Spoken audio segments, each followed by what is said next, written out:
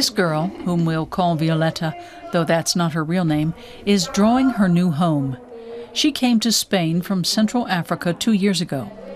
She was just 5 when she got into a boat packed with refugees, along with a man who claimed to be her mother's boyfriend.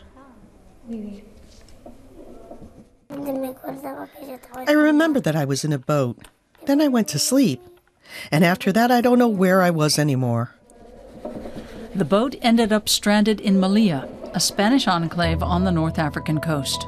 The man disappeared. Violeta was taken to an orphanage, and the Spanish Department of Children and Youth Affairs took over. Children like Violeta often end up in the hands of strangers. It's not clear what the human traffickers plan to do with them.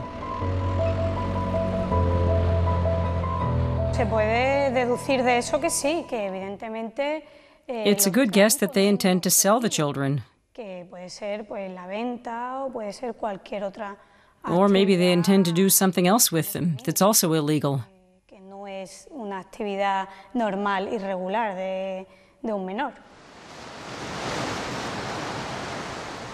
Even unaccompanied babies are sometimes stranded on the Spanish coast. Some refugees bring children because they hope if they're caught, the Spanish authorities will be more lenient if a child is with them. Often the children are little more than pawns. Some of them lose their lives.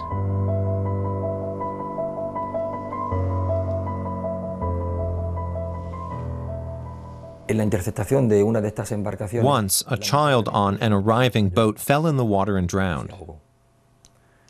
We were able to recover the body, but none of the refugees on board reacted.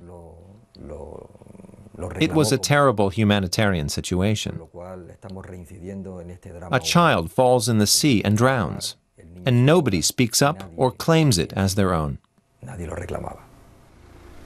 Melilla has become a landing point for illegal immigrants seeking to enter the EU. The enclave borders on Morocco. Women and children usually try to enter by sea. Crossing the fences on the land border is too dangerous.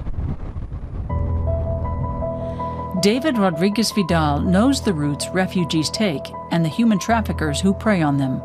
Until a year ago, he worked for the Spanish Secret Service as an undercover agent in the bands of human traffickers in Africa. He says children also play a role in organized prostitution. The trafficker will often rent a child to accompany a woman who's being sent to Europe to provide sex services. If she's got a child, the woman can't be deported as easily, and she can also make the jump to the Spanish mainland quicker from here.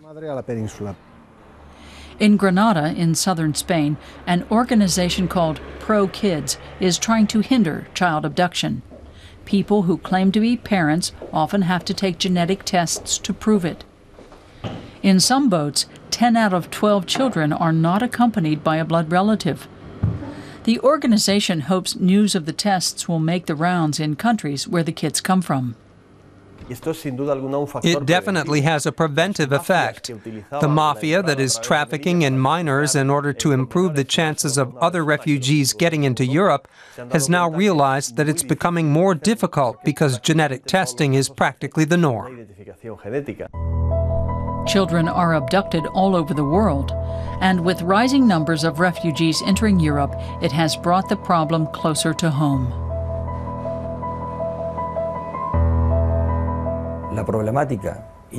It's a huge problem.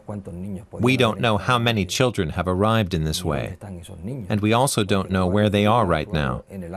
Our police can only act here in Melilla. We don't know how and where the children are abducted, nor do we know what happens to them. The traffickers exploit those gaps in police knowledge, often smuggling children and their mothers to different countries.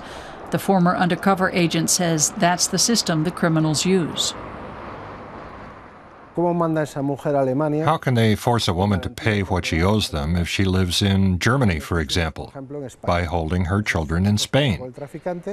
The kids stay in the traffickers' hands to make sure that the mother makes her payments on time.